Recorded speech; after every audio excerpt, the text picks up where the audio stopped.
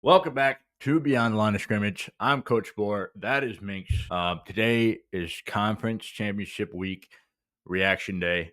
The games that happened last night, we're going to talk about them. Big Ten, SEC, ACC, Mountain West, and the Big 12, of course. Make sure to let us know what you think.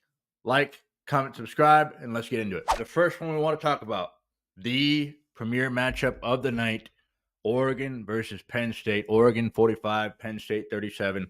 This game kind of turned out into a shootout, kind of like Pac-12 style a little bit, if you will. I did not see this really coming. I think Penn State had 297 yards rushing. If you were to tell me that happened before the game started, I would have said Penn State probably wins that game. Brilliant game plan by Penn State, I think.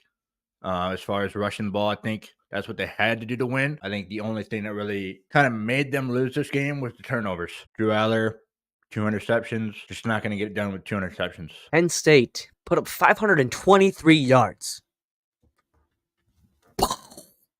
Brother, when I tell you that was the most surprising thing, I text Coach Bohr, I'm like, how many do you think Penn State's getting to tonight? We said maybe 21, 28. Might be fair. Like you said, you tell me that before the game, I'm going to tell you what the hell happened. Yeah. Well, guess what? Running the damn ball happened. Now, in the end, they didn't win the game, but honestly, this is a huge, huge bump up for Penn State. I didn't think they would be able to have a shootout. That's what I thought would lose in the game, was like they're not going to be able to keep up the pace with Oregon. In the end, they didn't fully match the pace, but they fought, and they showed me so much more than I ever even expected. Huge, huge plus. What killed Penn State in this game was penalties, costly turnovers. Oregon capitalizes on that. That's why they're the number 1 team in the country. They're fluid. You know what they're going to do. They're going to put up points. They're going to capitalize on your mistake every single time. I think we both didn't think it'd be this close. Mhm. But I think we all knew that Oregon was in control the entire game. Mhm. You mentioned that we had talked about it. It was like 14-0, 21-7, or whatever the score was. And we were asking, like, what's the score that Penn State's going to get to?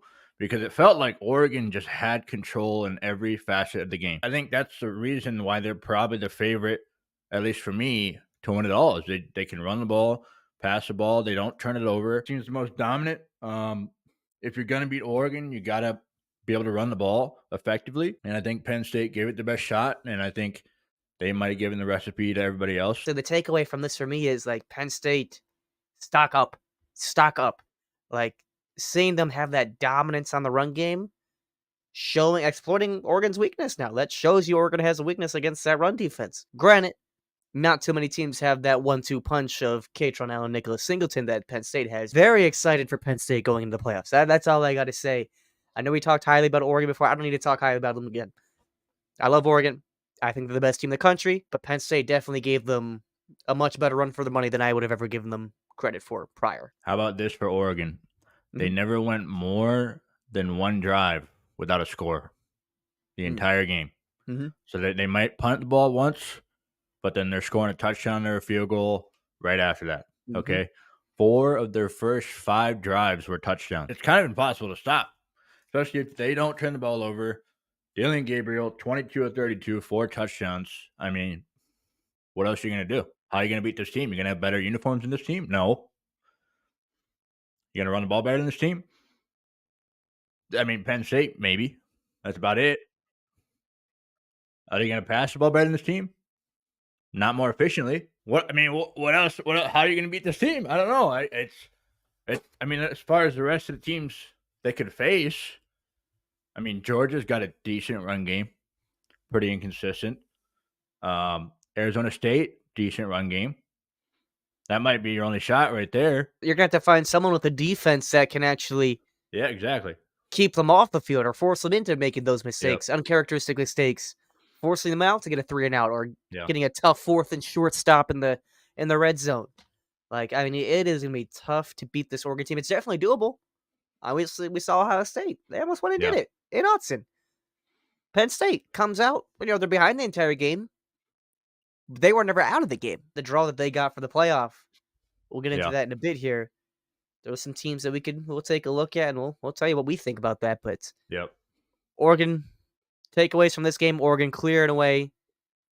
Doesn't look unstoppable, but looks as of right now unbeatable in a sense, Yeah. That makes sense. with how they play. So Penn State stock up that run game. Heavily impressed. If they want to make a run in the playoffs, they need to play this exact style of football right here. And moving on to probably maybe the most fun game of the weekend. Mhm. Georgia 22, Texas 19. The second time they've seen each other this year. Carson Beck hurt on the last play of the first half, tried to go for a Hail Mary, got strip sacked. I mean, it looked like his shoulder was out, his elbow or something. He had a limpy arm when he came in for the last play that made Georgia win the game. One of the things that we had kind of talked about after the game, you not the biggest Texas fan, me No. more so than you. Texas had 358 passing yards, Mhm. which was like you and I talking about it. We think this Texas offense kind of sucks. But it also doesn't. But it also doesn't at the same time because 358 passing yards on Georgia's defense is is pretty insane. insane. But then you see Quinn Ewers' stats. He has 2 interceptions. Mhm. Okay, you see Texas as a team has 11 penalties, and you saw them have a fumble. So you see this Georgia team be inconsistent, like especially in the first half. They were doing a whole lot of nothing. And then all of a sudden, Gunnar Stockton comes in, 12 of 16, 71 yards. And Georgia looks like they are in control. And then Texas comes back, throws the RPO slant over the middle, 41 yards, touchdown. And it's like, okay, does Texas have it? Does Georgia have it? We don't know because they're both inconsistent. The only thing that is consistent for me is Texas's defense. Mhm. And even then, Georgia was able to run the ball better than they were. 141 yards on 37 rushing attempts. Texas, and then I think this Mhm. was the padlock This stack of the day. this is what I was gonna talk to you about. 28 rushing attempts on 31 yards. Now, granted, a lot of those were Quinn Ewers sacks.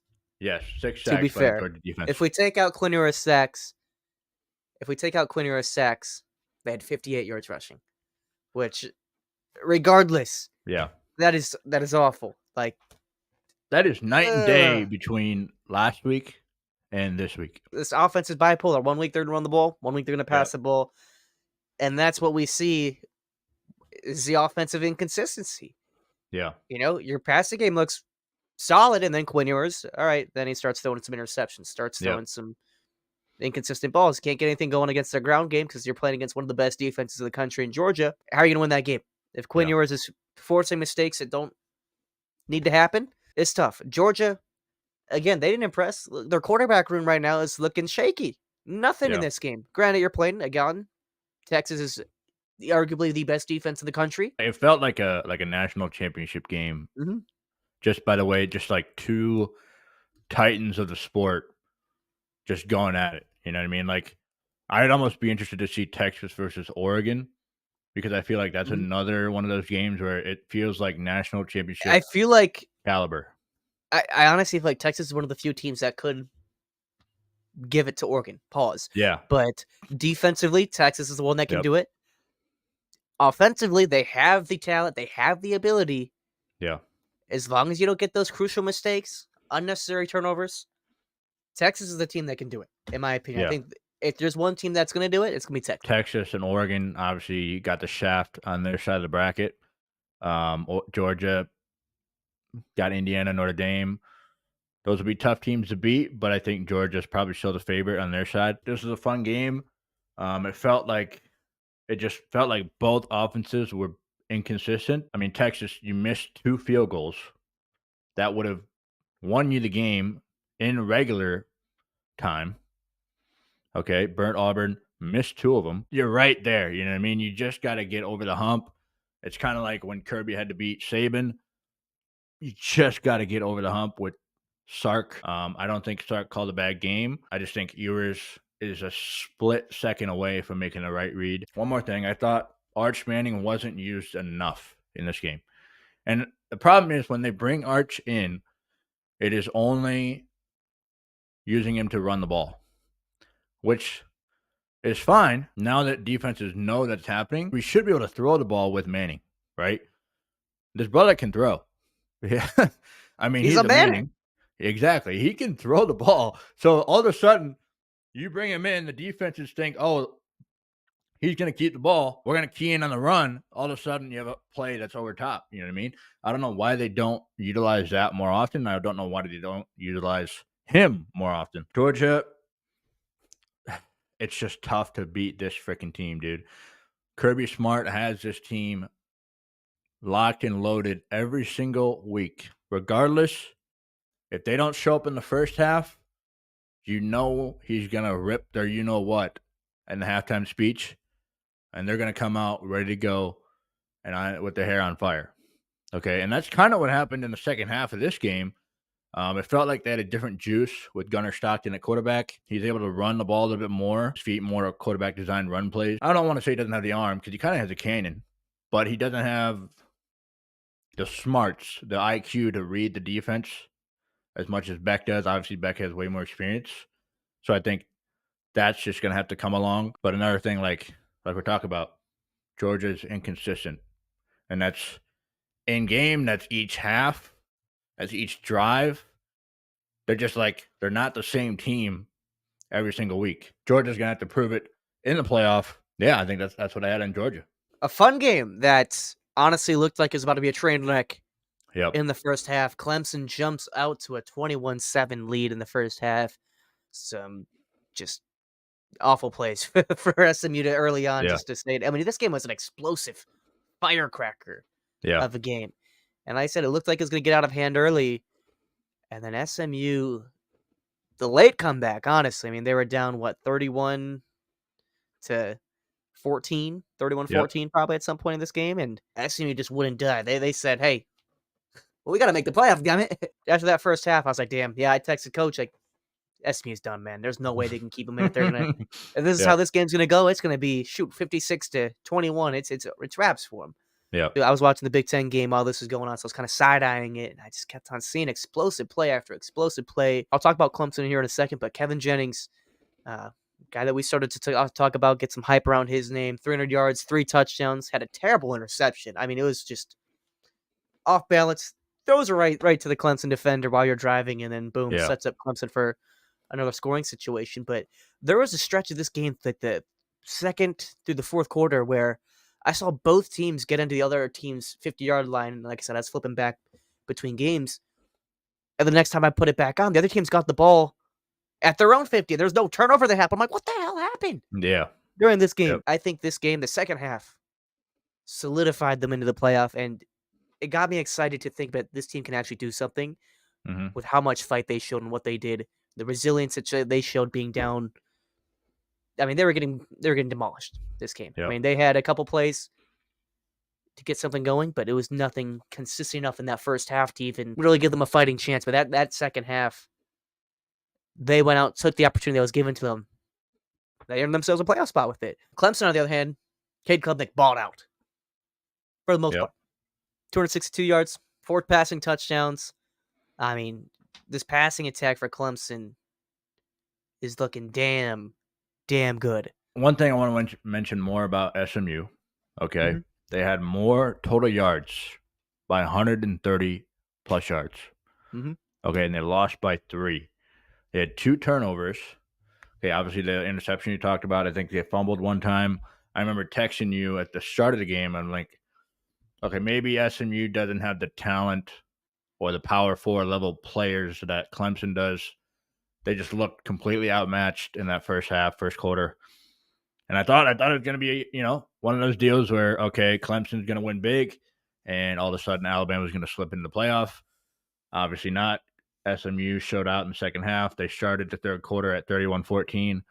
Like you mentioned, came all the way back, and then a 56-yard field goal to win the game from the freshman kicker of Clemson. Just unbelievable kick. I don't even think Dabo believed that kick would go in, but it did.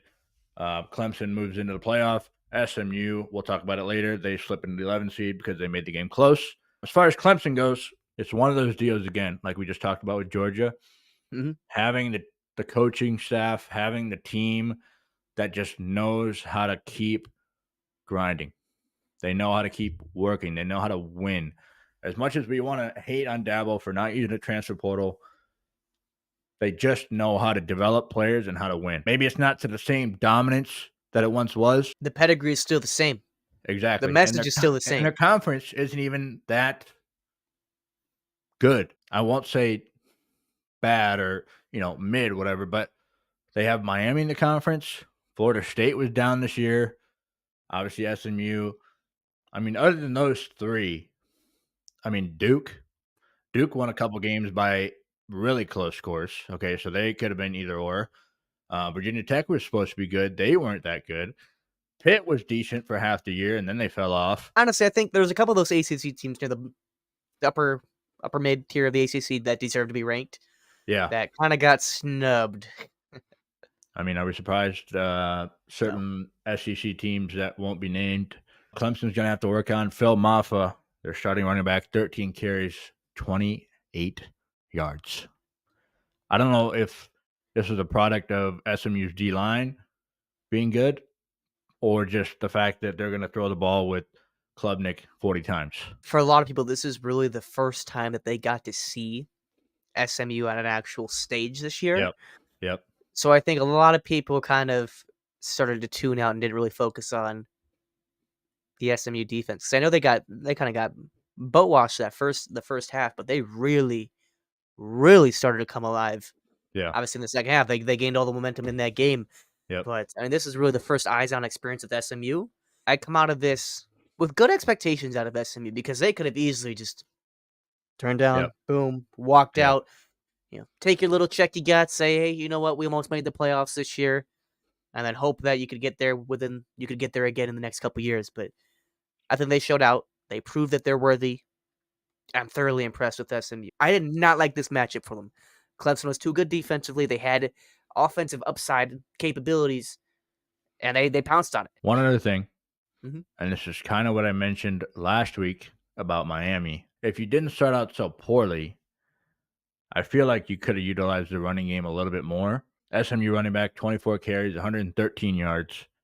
Kevin Jennings, the sophomore quarterback, okay, he's not a senior quarterback, threw 50 times. 50 times. That's Cam Ward level right there.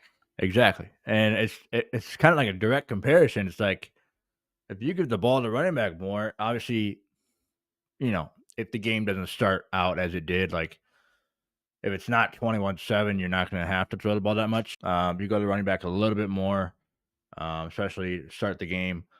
Might have worked more in your favor. Let's move on to Dallas, Texas, the Big 12 title game. Arizona State 45, Iowa State 19. A bloodbath. I'm always working on Saturdays. God forbid I get a day off. And I saw it was tight in the first half, and then I got busy.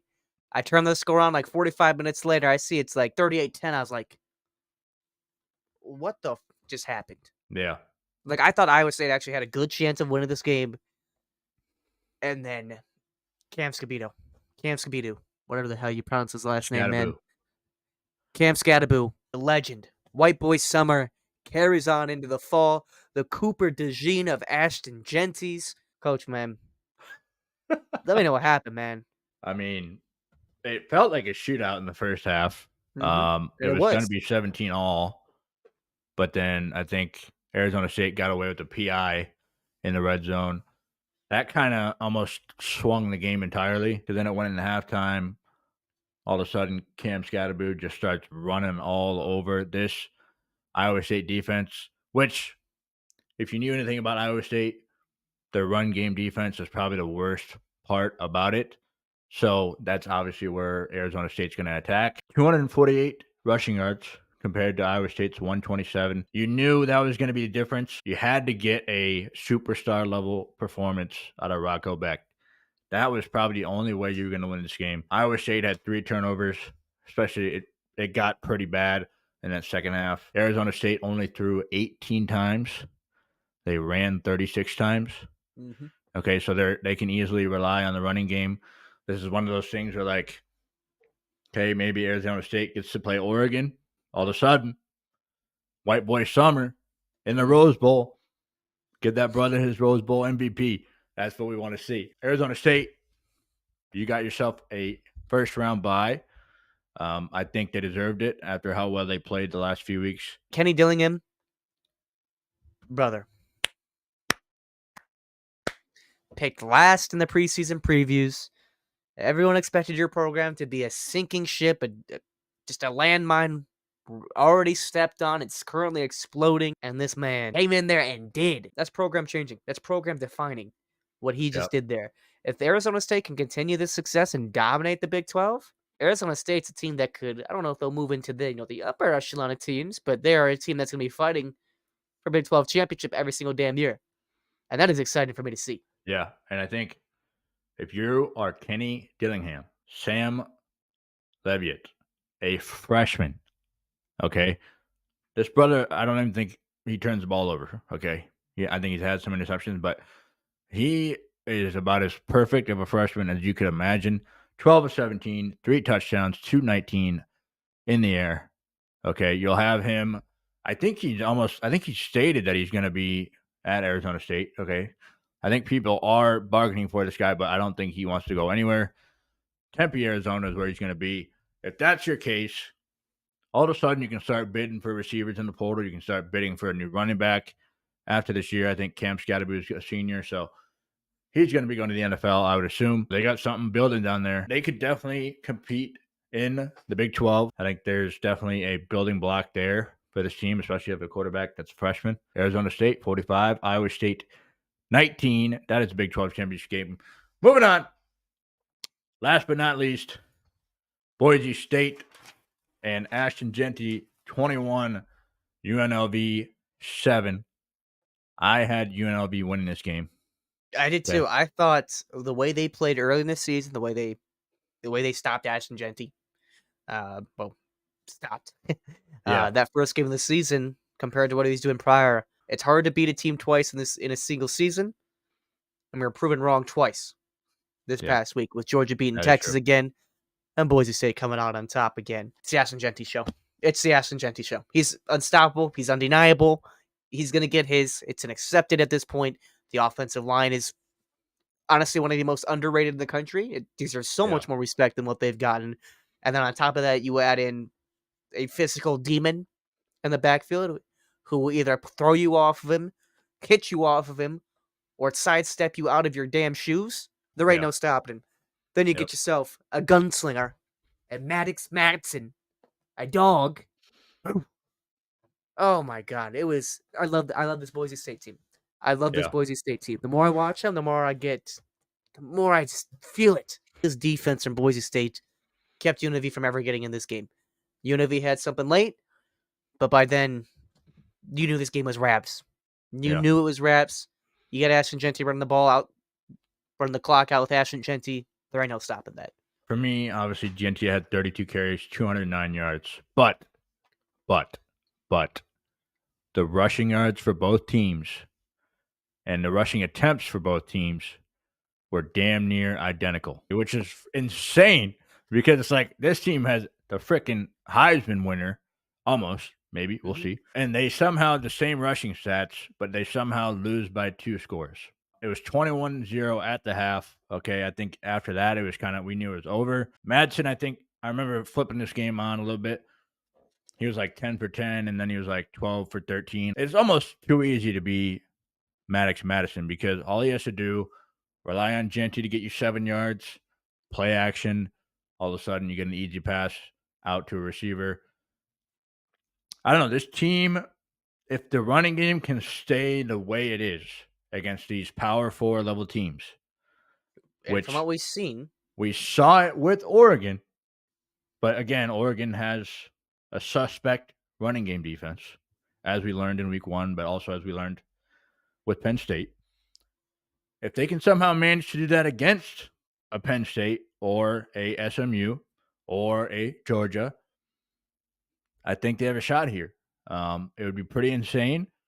I think Boise State's next game will be in the Fiesta Bowl, which, Boise State has some history in the Fiesta Bowl against Oklahoma, if you remember. This is a fun team to root for.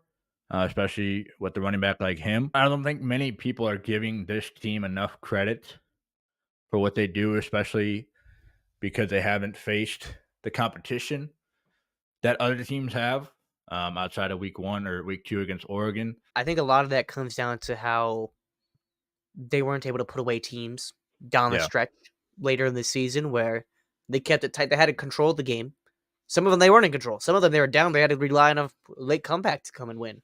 Yep. And I think a lot of people are like, okay, it's like, come on, man, like do something. This team has potential. We know what this team is. It's get the ball to Genty and then set yourself up for success after that. So far, no one's actually been able to stop it. Yeah. No one. Not even Oregon. They won by 3. Guess what? Oregon beat Ohio State by 3. Yeah. Oregon beat Penn State by 8. So, I mean, this team is capable. We just got to see what happens, man. I'm excited. Genty, the opportunity to break the record. You know what? Barry Sanders says go out and do it. Genty, go and fucking do it, man. Go win yourself a playoff game. You're already a legend in Boise State history. Boise State getting the first round bye. They are the 3 seed. They will either face Penn State or SMU in the college football playoff. That is what we're going to talk about next. Make sure to watch that video. We will see you guys there. Make sure to like, comment, and subscribe on this one. But if you want to check out our rankings and bracket reaction, make sure to check out our next video. We will see you guys in the next one. Peace.